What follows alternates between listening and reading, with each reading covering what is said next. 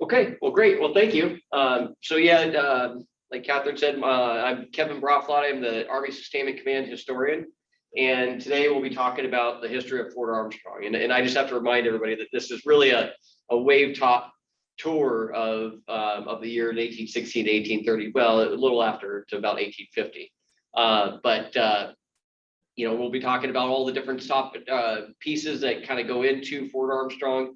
And this is part of a series that we're putting forward discussing the 160th anniversary of Rock Island Arsenal.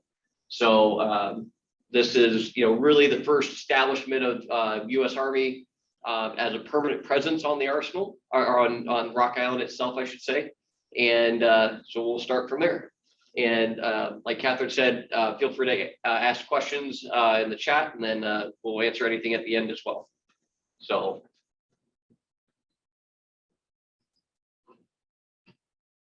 There we go.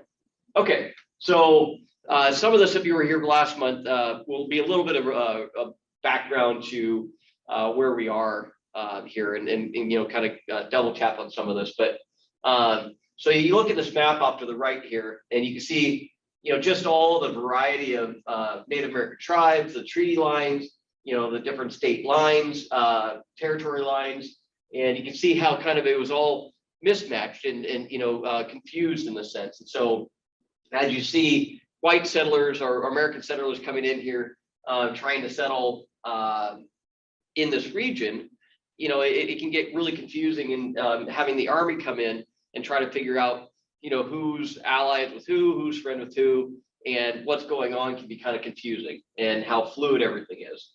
To add on top of that, you have the influences of the French and the British. Native Americans are trading with them and having interactions with them for years before this. Like it says here that early French influence, started in 1682 in this area. And so, you have a lot of impact going back a long way here. But the tribes that we'll be talking about mainly are, obviously you see on the map that you have Fort Armstrong here in the center, but you have the Sauk and the Fox tribes, or the Meskwaki. Are the predominant tribes in this region. Saukanack is, if you go down the Mississippi River by about 1.5 miles or so, you'll get to the mouth of the Rock River, and the village of Saukanack was about a couple miles upstream of the Rock River, where it hits the Mississippi River. This village was incredibly large for a Native American village. You talk about an average village, especially east of the Mississippi, being several hundred, maybe 1,000 at the most. And, at different points in its history, you can see 4,000 to 12,000 Native Americans living in Saukanack, and primarily obviously Sauk, but you have a mixture of Fox and Winnebago, and sometimes other tribes living there as well, or other individuals living there, I should say. And then you look at Rock Island, so Arsenal Island as we know it today, you look at Rock Island, and it was seen as a vacation spot. It was very rich in fruits and berries. It also had an abundant supply of freshwater oysters. And on the Sylvan Slough side, so the south side of Arsenal Island, there's actually a beach right off of what we know as Memorial Park today. The beach is filled with cracked shells from the Native Americans that were feeding on them there. And it's really very interesting to see the vast amount that they were obviously using and feeding there. And so the island had heavy significance. There's also on the very western side of the island, it's now underwater because of the lock and dam, but there were caves that the Native Americans, primarily the Sauk, felt that evil spirits lived in those caves, and they would put offerings to keep the spirits at bay in there. And Blackhawk wrote his writings or biography after all this was done, saying that it was disappointing to see the Army come and take this island that was traditionally theirs, and that they were no longer there to keep the evil spirits at bay. And so maybe they would be free to do what they will with the settlers that were coming after them. So the big change for this region, having the Americans come in and having much more influence here, took place after 1803 with the Louisiana Purchase. And obviously you can see here, it's a vast swath of the center of the United States, 820,000 square miles, purchased for the equivalent of about $15 million at the time. And I put this 2022 on here, equivalent amount. It might be a little bit higher now, but about $368 million in today's dollars, approximately, for a huge amount of area.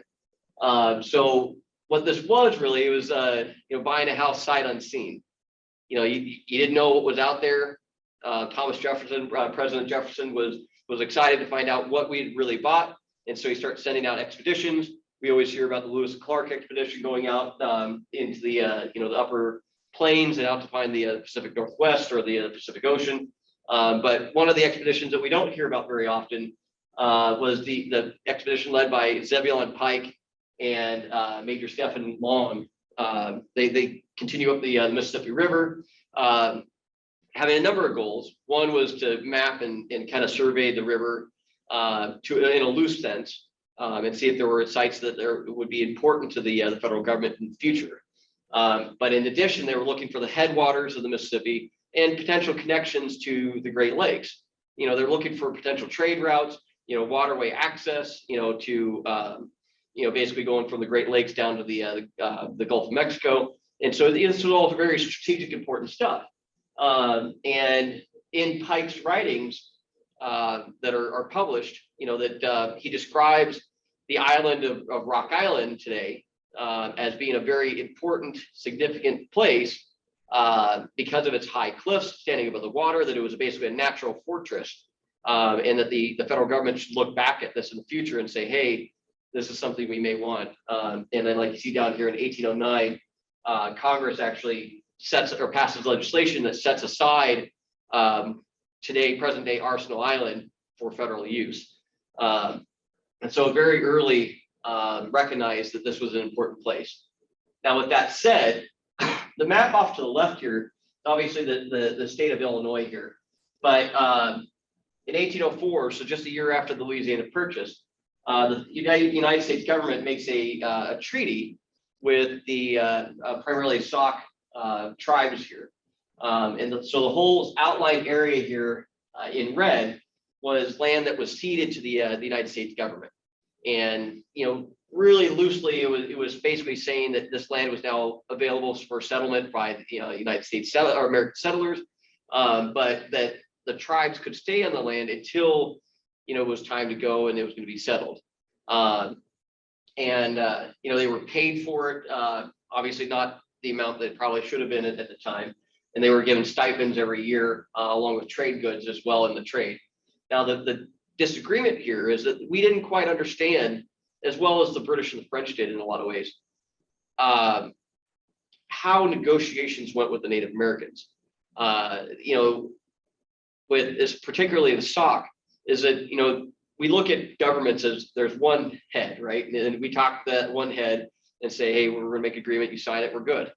Well, there were three tribal leaders that came down to get a Sauk member out of prison in St. Louis for murdering an American soldier, or a settler, and they were enticed to sign a treaty ceding this land away. Well, the problem with the Sauk Nation was that all the tribal chiefs or all the tribal leaders had to agree to this agreement, or it wouldn't be valid. And so, they come back and basically tell what's going on, and the federal government sees this as a valid agreement or treaty. But leaders, particularly like Blackhawk, sees it's not valid. We didn't all agree to it, so we're good to go. And so there's going to be lots of disagreements going forward into the future. And we'll talk about it real briefly because next month we'll talk about the Blackhawk War more in depth. But it culminates into the Blackhawk Wars in the 1836 time period. So there's lots of tensions, decades of tension here. Like I said, lots of outside influences, like I said, from the French and British to the north. And this map shows obviously Rock Island there on the left on the Mississippi River, but shows the waterway connections between the Great Lakes and the Mississippi River. Now, the Wisconsin River and the Illinois River, the Wisconsin River in particular, it's not an absolute easy waterway. There was actually, you had to go over land and pull your boats over land, and so It wasn't perfect, but it was better than nothing. It made transportation a little bit easier. But so this was an important spot. Of note too, that we'll show here in a second, that the Rock Island Rapids. So this is Rock Island here, maps pointing north. The Rock Island Rapids that ran basically from the western side of the island itself all the way up to Eau Claire was of vital importance. So, it really narrowed the traffic on the river here, and led to a lot of additional ways to narrow traffic, I guess you could say. And so one of the turning points in the relations with the Native Americans area, which we talked about last time, was the Battle of the Rock Island Rapids. And so we have Campbell's Island and then Credit Island, and the yellow circle here shows where the Saukanack is. Like I said, the largest Native American village east of the Mississippi River here. There would be these two skirmishes between primarily Blackhawk and the side of the Saukanack and some Sauk and Fox, the side of the Sauk and Fox Native Americans that really wanted to align themselves with the British during the War of 1812. And obviously we were at war with the British, and we're here at 1814. I apologize if I didn't mention that. And so we were trying to push influence from St. Louis further up. We had established a base at Prairie du Chien, and these two skirmishes that take place were both losses for the United States, and really set us back to a point where we, really abandoned the Upper Mississippi River Valley region until after the conclusion of the War of 1812. But it identifies two important figures here that would be obviously big players later on. On the right, you have Major Zachary Taylor, which he was one of the American leaders Army leaders that led forces here at Credit Island. It was described that this battle was one of his only losses, or his only loss in his military career. But one of the things that came out of this was that this little tiny battle out in the frontier that didn't involve that many forces, that was the furthest west battle, the War of 1812, made a lot of East Coast newspapers and got Major Zachary Taylor, despite the loss, Major Zachary Taylor's name in the newspapers. And so he starts becoming more of a household name because of his valiant defense and all this other stuff, as it was being played in the newspaper. But more importantly, Blackhawk starts rising to the top here as a force to be reckoned with, as far as the Sauk tribe, and showing a split in the Sauk. Part of the Sauk tribal leaders wanted to say, hey, okay, we're gonna, the Americans are, we should just stay out of it, stay out of the war. We don't want the Americans mad at us, because what if they win? But Blackhawk was saying, well, what if they lose? The British could give us our land back. All these treaties would be invalid now. And so there was a lot at stake here.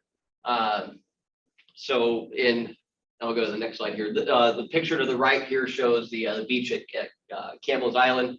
And like I said, this was a lot of pent up resentment from over the 1804 treaty. The Sauk saw a lot to gain.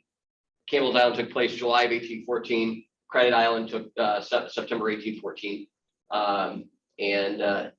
Ultimately, with these losses and the conclusion of the War of 1812, the United States government says, hey, we need to have a better presence going up the Mississippi River because of this discontent with the Native American tribes, to protect trade and protect settlers, and to open the Mississippi more for more trade. And the boat down here, right, or at the lower right, is the longboat that the American Army was using to transport up the river here. So ultimately, like I said, we abandoned this until after the war was over. But Blackhawk and his British band, so the side of the tribe that was supporting Blackhawk and was saying, hey, we need to align with the British to get their support, really kind of separates and stands out now. And it's starting to become a force to be reckoned with, and the US government saying, hey, we need to keep an eye on it. And so they see this island that they've already pre-identified, Rock Island, saying, hey, let's, the war is over. We're going to build a number of forts up and down the Mississippi River, reestablish a fort at Prairie du Chien. And now we're going to build a fort called Fort Armstrong at Rock Island. The US government was so invested in this that they spent $2.3 million in total construction of all these forts between 1816 and 1819. And when I say fort, we think of a fort as a fairly permanent thing. These were very fluid at the time. You might have a fort spring up, they might be there for a couple months. The situation, it was fluid, it changed. They leave, abandon the fort, and go build one somewhere else. And so Fort Armstrong actually is one of the more stable fixtures through this time, amazingly enough. And with that in our mind, the $2.3 million, Fort Armstrong only cost $77.70 to build, as it was stated. So using a lot of local timber and manual labor, but that's what it was reported. So a force under the command of Brevet Brigadier General Thomas Smith comes out to establish a fort. And this map is confusing a little bit. So you see the north facing arrow to the left. This is the Mississippi River, the Sylvan Slough side, south side of the island. And so Fort Armstrong was at the very western tip of our Arsenal Island today. But an important spot where they could hit boats going up or downstream on both sides. And so it was a very strategic spot. And, again, standing up on those bluffs, a very good overlook. So, but believe it or not, General Smith brings out 800 regular Army soldiers, 150 laborers. And those 800 soldiers were 1/10 of the U.S. Army at that time.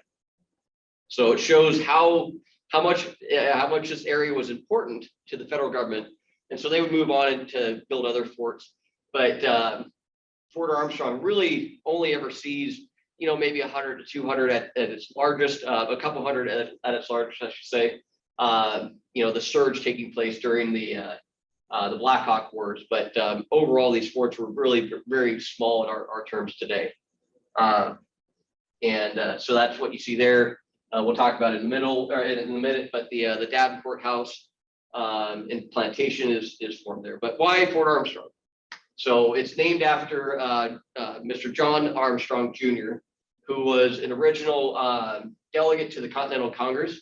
And the picture to the left is actually one of the only pictures of a member of the delegate to the Continental Congress with his trusty dog there and his shotgun. Very very good pose. But to the right, and why he's important was that he was the 7th Secretary of War, so the equivalent of our Secretary of Defense today. Also, he was a senator from New York and the minister to France during his tenure in government. So his official portrait as Secretary of War is the right. Kind of a controversial guy at the time too, but nevertheless, the fort's named after him and the name sticks. So this map is an interesting map. Again, north facing arrow is about here. This is the Mississippi River to the north, Sylvan Slough, south side of the island. And then this is the known as Arsenal Island today, or Rock Island. But this map, interestingly enough, was drawn or surveyed by Lieutenant Robert E. Lee. Obviously, further fame later on in the Civil War, leading the Confederate Army, or the Army of Northern Virginia. But why this is important is you can see how narrow the channels are. And all these dots are actually measurements, depth measurements of the river. And like it says here, that this was taken at low water level during the summer. And so this was showing basically like minimum water levels that were observed. And this was done in 1837. So, Fort Armstrong's off to the left side there, you can see kind of at the end of its tenure for the most part. But nevertheless, this is showing one of the reasons why this was such a strategic point, is you can control all river traffic. And one of the reasons why Davenport and LeClaire exists is that in low water years, you might have to unload your cargo in Davenport or vice versa and take it over by land to lighten your boat up to get through the rapids. They were that treacherous. And so, again, just showing why and how important this area was to control for the federal government. And so both these pictures are both early paintings or depictions of Fort Armstrong. The interesting thing, and I'll show the actual drawings of the fort next, but they only had 2 walls and only faced the inward side of the island from defense from attack from the land. The cliffs to the west of the fort were seen as impenetrable. You couldn't climb up very easy. And so this is actually looking from Rock Island towards Davenport, with obviously Fort Armstrong in the middle. And then the one to the left is from Rock Island itself, looking down the island past where the Davenport house would be today. And so this is the actual drawing here, showing again north facing this way for both drawings. These were the blockhouses at the corners. This is the riverside here. And, really fairly nice setup. The commanding officer's quarters, we'll go back here. Commanding officer's quarters had a nice river view, prominent on the western side of the fort there, but very well set up overall. So dimensions were approximately 270 feet square. Like it says here, included a couple barracks, blockhouses, ammunition store, or a stone magazine. There was a hospital. These are the blockhouses here, the commanding officer's quarters, and then the barracks on either side. So very first established presence of the Army in the Quad City area to today. And this is what it looks like over on Google Map again, north facing arrow to the left, with the fort overlaid onto the present day Google Map here, showing the Arsenal Bridge, Armstrong Avenue, and then Rodman Avenue there, with the Corps of Engineers clock tower there, just for reference. So one of the things that I'd like to point out too is that we talk about contractors, particularly at the start of the Iraq and Afghanistan war. Well, contracting for the Army is not a new thing. It's gone all the way back to the Revolutionary War, and was basically anything that the Army can't produce or provide its soldiers on its own, they would seek out civilian contracts. And in this case, it's called a sutler. And so they would get a civilian to come and basically embed into a fort, and the Army would provide. And so imagine, shipping supplies from New York or Chicago or St. Louis to the fort. I mean, this is a logistics nightmare. But the Army would provide, weapons, uniforms, black powder, the gun or bullets, lead balls, and the sutler would provide everything else that was necessary for sustenance day to day, everyday living. And so George Davenport, who was an Army officer for the War of 1812, now out of the military, was given the honorary rank of Colonel Davenport while at Fort Armstrong. And he was the guy who was providing this extra sustenance as the sutler to Fort Armstrong. Now, as the fort winds down and starts getting smaller, towards the post Blackhawk Wars, he takes on a side hustle here as a fur trader too, which obviously making more money than probably the sutler business. But we see George Davenport, Antoine Leclerc, and Russell Farnham, some of the three big builders or visionaries for what would become the Quad City area, building the space foundations for the community. The picture to the right shows George Davenport House circa about 1850. It's one of the earliest known drawings that I know of anyway of the house. This is obviously after his murder. So he's murdered in July 4th, 1845 by river bandits after rumors of a large gold trade or a fur trade had taken place. And his daughter's still living in the house here in 1850. But interesting enough, and we'll talk a little bit more about it when we get to the Civil War, but the Davenport family still owned a fair amount of land on the island that the Army had obviously let them purchase. When the Army is now looking to build the arsenal after 1862, they're a very frugal family and negotiate quite fervently with the government to sell the land back, making a fair amount of money on the land during the Civil War anyway. So life at Fort Armstrong, not ideal. You're several weeks travel to St. Louis, which is the nearest real civilization. You're out in the middle of nowhere. You're very isolated. You have Native American tribes surrounding you that you're not sure are hostile or friendly. And immediately after the formation of the fort in 1816, you see a lot of singular or small incidents where a soldier gets killed. I think just towards the end of 1816, there were two soldiers that were just about a mile away from Fort Armstrong or were killed by members of the Sauk tribe. And so you have these small little incidents, firefights that are kind of rising tensions, and they're eventually cooled, but kind of going back and forth. So you can imagine being out in the middle of nowhere, just doing fatigue parties, going around and building stuff and trying to improve your living situation, not having the best of food. You're talking about 20 ounces of beef, or it's sometimes supplemented with like salt pork or something like that. Hardtack, salt, vinegar, and just a slight a gill of rum, to like 4 ounces of rum to help it all go down. But in the summer months, the soldiers actually had gardens in between where Fort Armstrong is and the Davenport house, just east of Fort Armstrong, and they would grow vegetables to supplement their food, as well as foraging on the island for berries and different things like that, partaking of the same stuff that Native Americans are doing. In addition, bored soldiers are a dangerous thing, so trying to keep them busy and building stuff and making their lives better, and as well as some of them learning side trades. And because of the conditions, you see a lot of desertions, so soldiers leaving the military voluntarily on their part, but not when they're not supposed to anyway, going and finding other jobs in the area that paid more. And so during the winter months, you see all traffic on the river stopping. No mail. There's a lot of times that soldiers would get monthly pay. Their pay might be delayed, and so not that there's a whole lot of places to go and spend it here anyway, but nevertheless, all the things that soldiers want, are not coming to them. So it was a kind of a depressing place for them. So like between 1823 and 1830, like it says here, because of all these reasons, the isolation, you see a lot of desertions. Fort Armstrong kind of fluctuates as the other forts do, back and forth. And following 1818, now they're dealing, the state of Illinois is formed. Now these soldiers are finding themselves in a strange situation, on top of all this other stuff.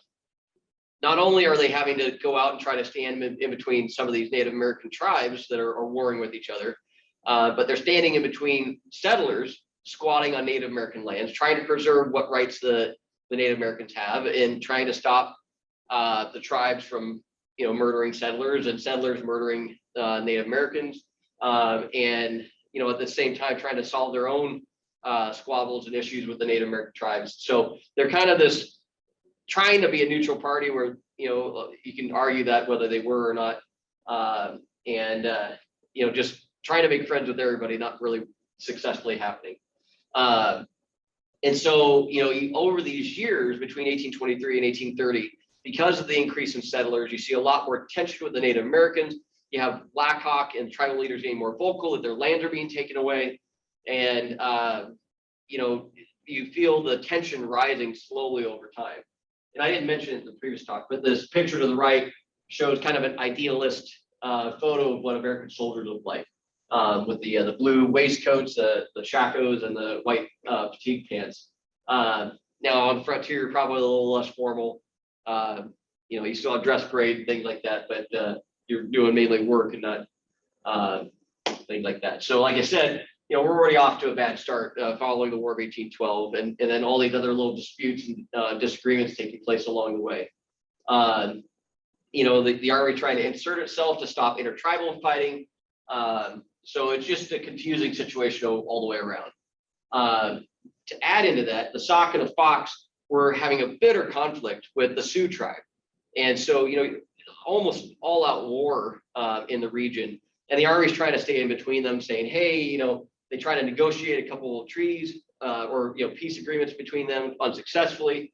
And so, you're seeing this wildfire spread, and as they're trying to seek dominance in between each other.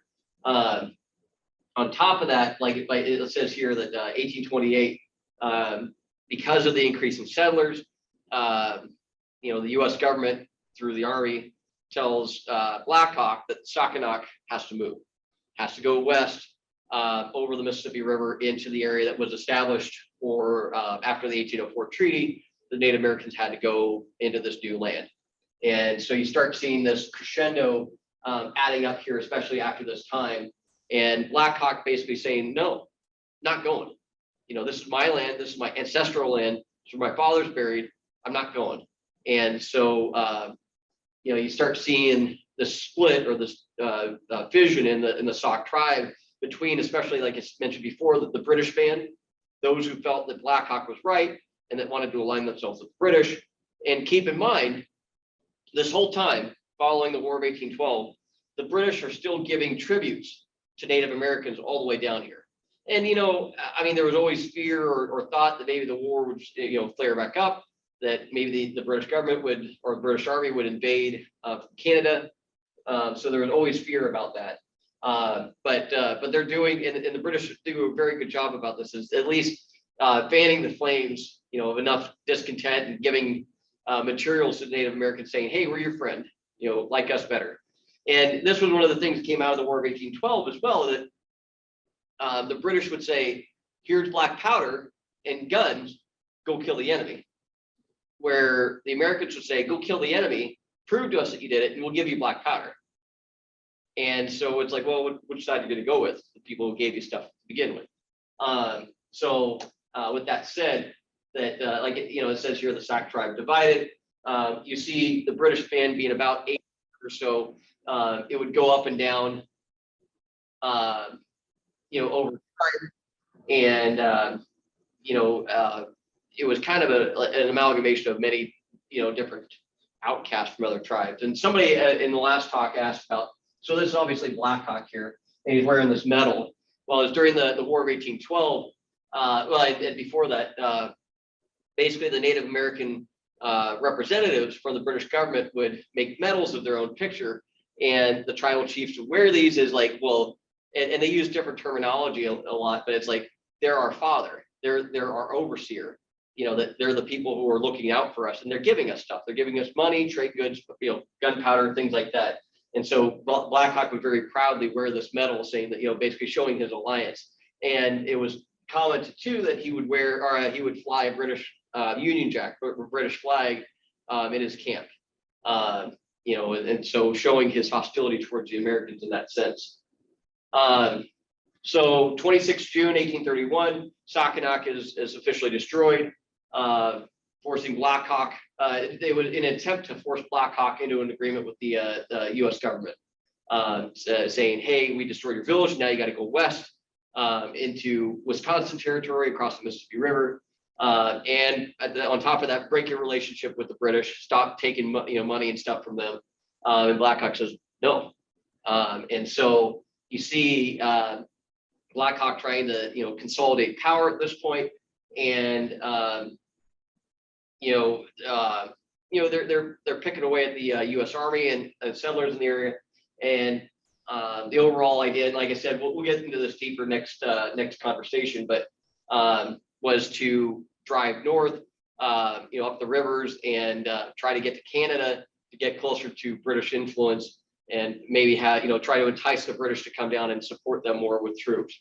And so unfortunately for Blackhawk, he takes these 800 Native Americans, with about 40% of them or so, the numbers vary, were women, children, and elderly. And so he's not moving very fast because he's taking all these individuals up and kind of following the Mississippi up into Wisconsin, and ultimately concluding at the Battle of Bad Axe, just south of La Crosse, Wisconsin.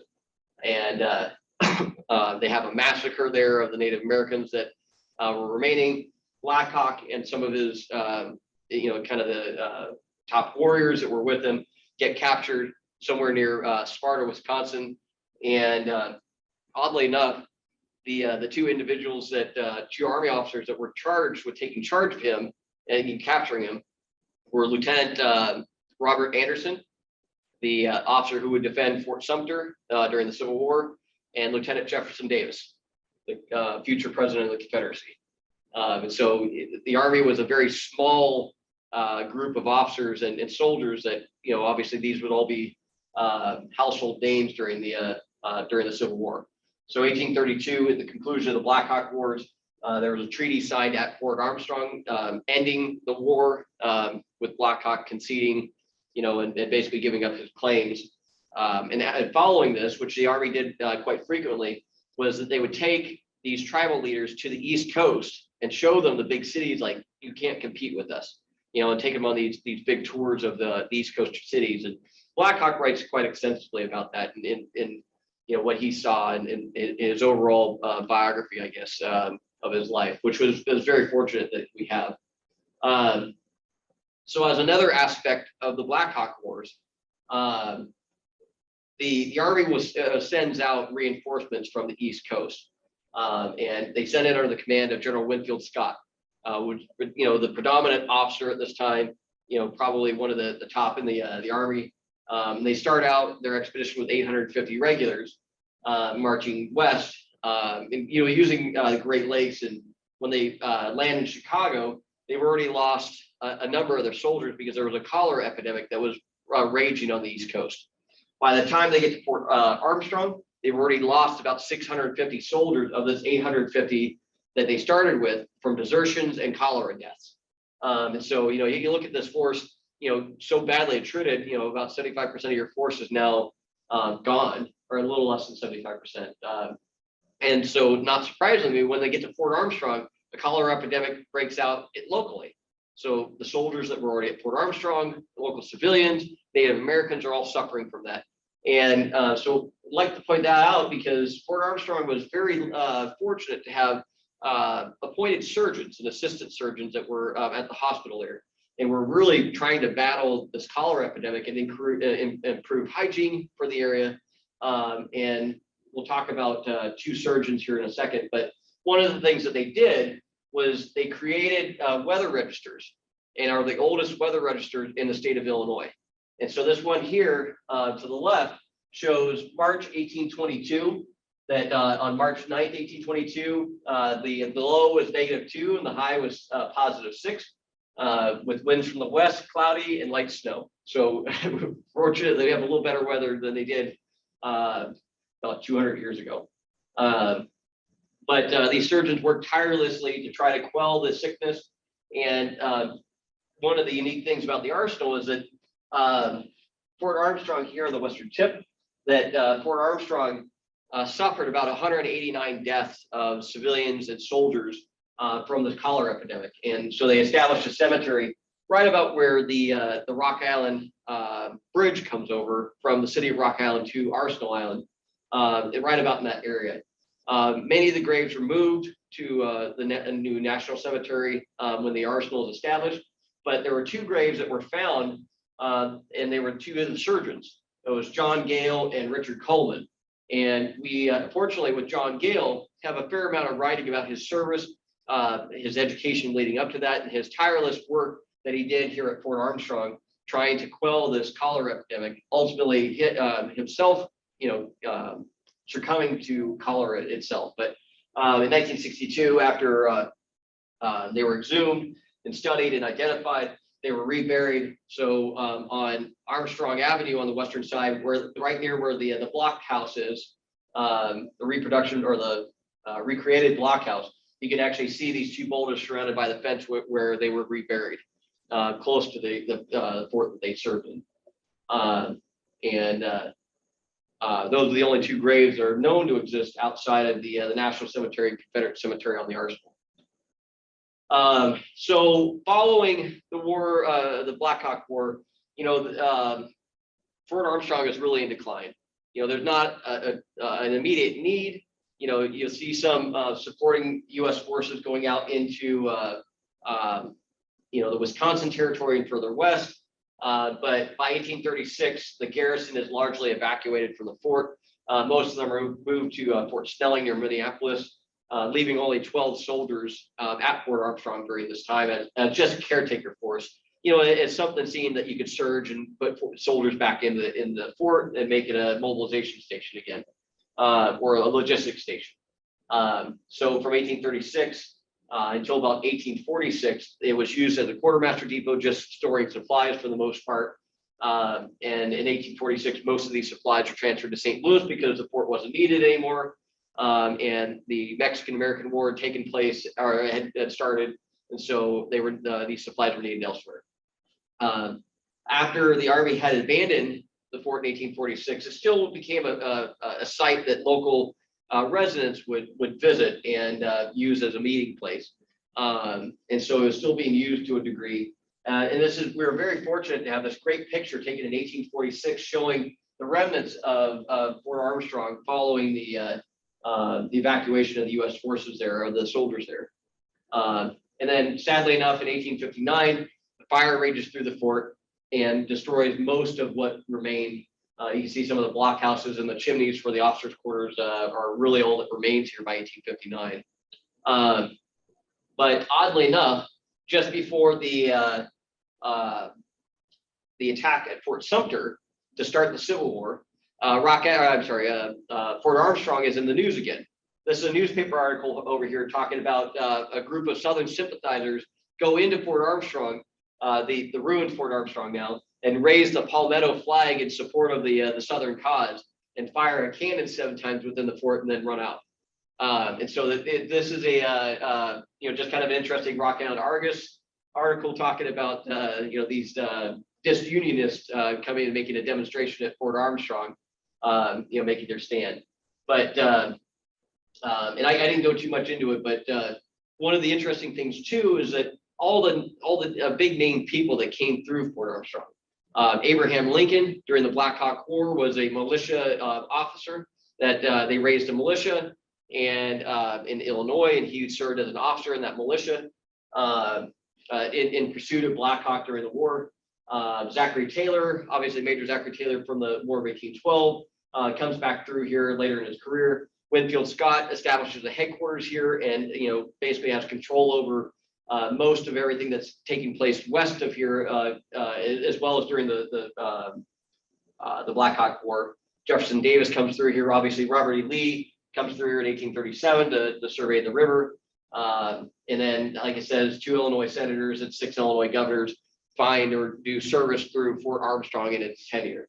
And so, it was an important location. It served as a logistics hub for a lot of the Army's activity and service in the area.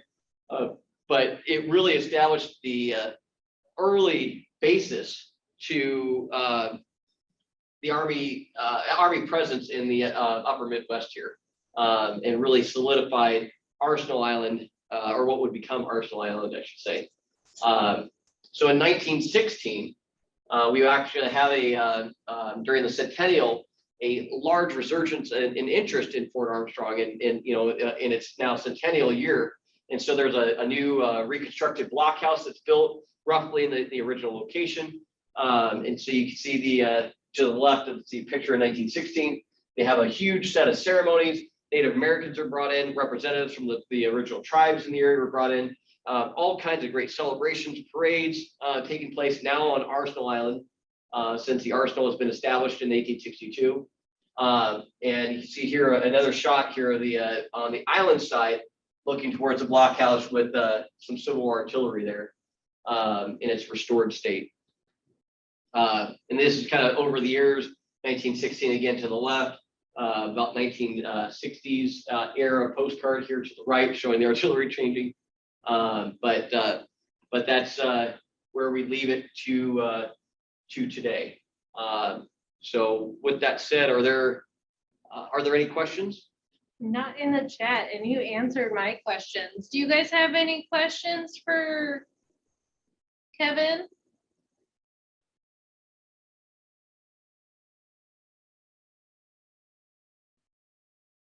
Okay.